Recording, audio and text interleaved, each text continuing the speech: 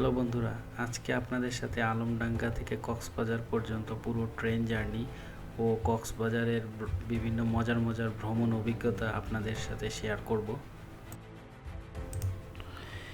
যেখানে নীল আকাশ আর নীল সমুদ্র পাশাপাশি চলে, যেখানে দাঁড়ালে মনে হয় যেন সময়টা একটু থেমে গেল। এই ব্লগে থাকছে ট্রেন জার্নির মজার সব অভিজ্ঞতা, সিগাল 5 স্টার হোটেলে থাকার অনুভূতি, মেরিন ড্রাইভে চড়ে অ্যাকোয়াহলিক ক্যারাভানে দারুণ সব অ্যাডভেঞ্চার, সুগন্ধা পয়েন্টে সি ফুডের রিয়েল স্বাদ এবং পালঙ্কি রেস্টুরেন্টের বাঙালি খাবার। এই পুরো কক্সবাজার ট্রিপটা ছিল অসাধারণ।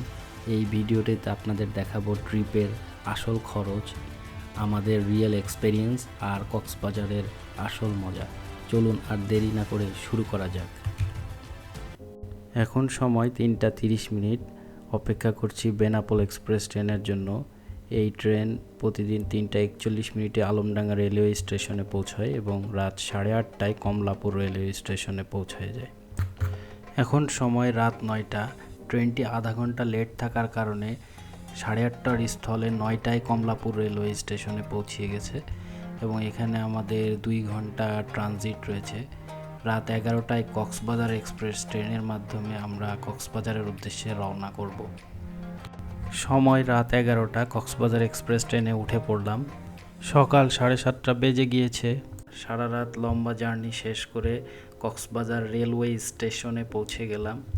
স্টেশন থেকে একটু সামনে যেতেই অসংখ্য সিএনজি এবং অটোওয়ালা এর দেখা পেলাম। তো এই সমস্ত অটোওয়ালার অধিকাংশই আমাকে জিজ্ঞাসা করছিল কোন হোটেলে উঠবেন, তাদের খোঁজে বিভিন্ন হোটেল রয়েছে, এই সমস্ত খোঁজখবর আমাদের দিচ্ছিল। তো এদের সাথে মূলত ওই হোটেল মালিকদের একটা কমিশনের সম্পর্ক থাকে। আপনারা যখন হোটেল বুক করবেন এই সমস্ত অটোওয়ালা মামাদের থেকে একটু দূরে থাকার চেষ্টা করবেন, না হলে ঠকে যেতে পারেন। তো আমরা আগে থেকেই হোটেল বুক করে রেখেছিলাম। এখান থেকে 100 টাকা বিনিময়ে একটা অটো রিজার্ভ করে চলে গেলাম সিগাল হোটেলে। এটি সুগন্ধা বিচ পয়েন্টে অবস্থিত।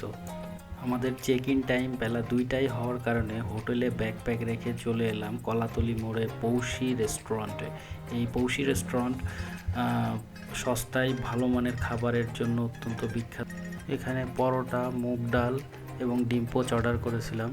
খাবারের মান মোটামুটি ভালো, নাস্তার জন্য পারফেক্ট। নাস্তা শেষ করতে করতে সকাল 10টা বেজে গেল। এরপর চলে আসলাম হোটেলের সামনে। হোটেলের সামনে সুগন্ধা বিচ পয়েন্টে বেশ কিছুক্ষণ সমুদ্রের সৌন্দর্য উপভোগ করতে লাগলাম। আপনাদের সামনে এখন যে বিচ আমব্রেলাগুলো দেখতে পাচ্ছেন, এগুলো সিগাল হোটেল কর্তৃপক্ষ থেকে কমপ্লিমেন্টারি হিসেবে দেওয়া। এখানে বসতে কোনো চার্জ লাগে না। এই ফলটির নাম আনারকলি বা ট্যাং ফল। খেতে কিছুটা টক স্বাদযুক্ত। আমার কাছে বেশ ভালোই লেগেছে, আপনারা একবার ট্রাই করতে পারেন। বিচে ঘোরাঘুরি শেষে আবারও হোটেলে ফিরে আসলাম। বেলা 2টার দিকে হোটেলের চেক ইন প্রক্রিয়া সম্পন্ন করে হোটেলে প্রবেশ করলাম। হোটেল রুমটিও ছিল বেশ অসাধারণ। কমপ্লিমেন্টারি হিসাবে এখানে ছিল 2 বোতল পানি, কিছু চা, কফি, পানি গরম করার জন্য কেতলির ব্যবস্থা, ফুড মেনু কার্ড। পর্দাটা সরালে এরকম চমৎকার একটা ভিউ দেখতে পাওয়া যায়। এখন যাচ্ছি ওয়াশরুমের দিকে। তো ওয়াশরুমেও পর্যাপ্ত জিনিসপত্র দেওয়া আছে, যেমন বাথ জেল, টুথপেস্ট। আর এই রুমের জন্য আমাদের পার ডে 4,800 করে, 2 দিনের জন্য টোটাল 9,600 টাকা পড়েছিল। দুপুরের খাবারের জন্য যাচ্ছি পালঙ্কি রেস্টুরেন্টের দিকে। পালঙ্কি মূলত একটা বাঙালি ঘরানার রেস্টুরেন্ট। এই রেস্টুরেন্টের হোটেল বয় যারা আছেন তারা সবাই একটা ড্রেস কোড মেনটেন করেন, তা হলো লাল পাঞ্জাবি। আর এখানকার সবাই মোটামুটি খুবই অ্যাক্টিভ, দেখতেই পাচ্ছেন সবাই খুব দৌড়াদৌড়ি করতেছে এবং সবাই ইয়াং। এই রেস্টুরেন্টে আসলে আপনারা আপনাদের বাঙালিত্বকে আবার নতুন করে ফিরে পাবেন, গ্যারান্টি দিচ্ছি। এইখানে আমরা ভর্তা প্লাটার, ডাল ও একটি রূপচাঁদা ফ্রাই অর্ডার করেছিলাম। খাবারের মান চমৎকার, তবে এখানকার ডালটা বেস্ট। আর অন্যান্য জিনিসগুলো মোটামুটি ভালো লেগেছে। মোটামুটি 1500 টাকা খরচ করে দুজন খেয়ে উঠে চলে আসলাম। এইটা হচ্ছে সিগাল হোটেলের বারবিকিউ জোন। এই বারবিকিউ জোনে সিগাল হোটেলের গেস্ট ছাড়াও অন্যান্যরাও খাবারের স্বাদ গ্রহণ করতে পারে। রাতে সিগাল হোটেলের সৌন্দর্য বহুগুণে বেড়ে যায়। চারিদিকে আলোকসজ্জা করা থাকে। এই সৌন্দর্য উপভোগ করতে করতে একটি দিন চলে গেল। পরের দিন সকাল 7টার দিকে হোটেল কর্তৃপক্ষ থেকে যেই কমপ্লিমেন্টারি বাফেট ব্রেকফাস্ট প্রোভাইড করা হয় সেটা অ্যাভেল করতে নিচে চলে আসলাম। যেহেতু এটা বাফেট ব্রেকফাস্ট তাই এখানে আইটেমের সংখ্যাও প্রচুর। এটা পরোটা, এটা হচ্ছে খিচুড়ি, এটা চিকেন, এটা হচ্ছে জিরা আলু, এটা মিক্সড ভেজিটেবল, মুগ ডাল। এই সেকশনে রয়েছে বিভিন্ন বাঙালি খাবার যেমন ভর্তা, পান্তা ভাত, চিড়া ইত্যাদি, লাচ্চা সেমাই, ছোলার halwa, baked beans, white oats, pancake, lyonnaise potato, আর এটা ম্যাকারনি। এই সেকশনে রয়েছে পাপায়া জুস, চা, কফি ইত্যাদি, ফ্রেশ ফ্রুট। এখানে রয়েছে butter, jam, honey, white bread, brown bread, jelly bread, cake, chocolate cake, vanilla cake, fruits cake, chocolate muffin, strawberry muffin, vegetable broth soup. নাস্তা শেষ করে খুব সকালেই 7:50 চলে এলাম মোটেল উপলের সামনে। এই মোটেল উপলেই রয়েছে অ্যাকোয়াহলিক ট্যুরিস্ট ক্যারাভানের অফিস। এই ক্যারাভানে চড়েই পুরো কক্সবাজারের মেরিন ড্রাইভটা ঘুরে দেখব। কক্সবাজারের রেজুখাল ব্রিজটা ঝুঁকিপূর্ণ থাকায় প্রথমে জিপ গাড়িতে করে আমাদেরকে সোনাপাড়া ব্রিজ পর্যন্ত নামিয়ে দেওয়া হলো। সোনাপাড়া বিচে কিছুক্ষণ ট্রানজিট নিয়ে নিলাম, ভালো লেগেছে আমার কাছে। এটাই হচ্ছে সেই অ্যাকোয়াহলিক ট্যুরিস্ট ক্যারাভান। এই ক্যারাভান থেকে আমাদের ব্রেকফাস্ট, স্ন্যাক্স, লাঞ্চ, জুস, টি ইত্যাদি প্রোভাইড করবে। এখন আপনাদেরকে বাসের পুরো অংশটা ঘুরিয়ে দেখাচ্ছি।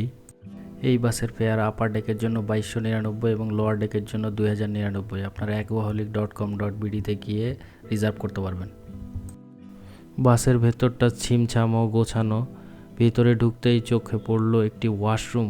সাধারণত বাসের ভিতরে তেমন কোনো ওয়াশরুম দেখা যায় না, তবে এই বাসের ভিতরেই একমাত্র আমি ওয়াশরুম দেখতে পেলাম। খুবই অবাক লেগেছে আমার কাছে। এটি একটি ডাবল ডেকার বাস। নিচতলায় রয়েছে ওয়াশরুম, কিচেন এবং যাত্রীদের বসার ব্যবস্থা। এছাড়াও উপরতলার পুরোটাই রয়েছে যাত্রীদের বসার ব্যবস্থা, বেশ গোছানো এবং পরিপাটি। প্রত্যেকের টেবিলে আগে থেকে ব্রেকফাস্ট দেওয়া ছিল। ব্রেকফাস্টের আইটেমগুলোর ভিতরে ছিল ভুনা খিচুড়ি, চিকেন ঝুড়া মাংস, এগ, মিক্স সালাদ এবং টি। সকাল 8:45 পাটুয়া টেক বিচের উদ্দেশ্যে বাসটি ছেড়ে গেল। বাসটি ডাবল ডেকার হয়, দোতলা থেকে প্রাকৃতিক ভিউগুলো এত সুন্দর লাগছিল, মনটা আনন্দে ভরে গিয়েছিল। 9:15 আমাদেরকে ট্রানজিট দেওয়া হলো পাটুয়া টেক সি বিচে। এই সি বিচটা অন্যান্য সি বিচের তুলনায় অনেক সুন্দর। ট্যুরিস্ট ক্যারাভান থেকে মিল্ক টি দেওয়া হয়েছিল। আর এই সি বিচে যে সমস্ত মানুষ এখানে আসে শুধুমাত্র এই ট্যুরিস্ট ক্যারাভানের যাত্রীরাই। অন্যান্য সি বিচ যেমন কলাতলি আর সুগন্ধা, এই সমস্ত সি বিচ যেমন কোলাহলপূর্ণ থাকে, এখানে কিন্তু ওরকম না। এখানে মোটামুটি অনেকটাই ফাঁকা থাকে। বেলা 9:45 আমরা পাটুয়া টেক সি বিচ থেকে প্রস্থান করলাম এবং এবারের গন্তব্য সাবরাং 0 পয়েন্ট। একদিকে পাহাড়ের নয়নাভিরাম দৃশ্য, অপরদিকে সমুদ্রের মাতাল করা দৃশ্য, দেখলেই চোখটা জুড়িয়ে যায়। বেলা 11টার দিকে সাবরাং 0 পয়েন্টে পৌঁছে গেলাম। এখানে ক্যারাভান কর্তৃপক্ষ থেকে একটি লেমনয়েড জুস দেওয়া হয়েছিল। এই সি বিচটি পাটুয়া টেক সি বিচ থেকে আরও অনেক বেশি সুন্দর।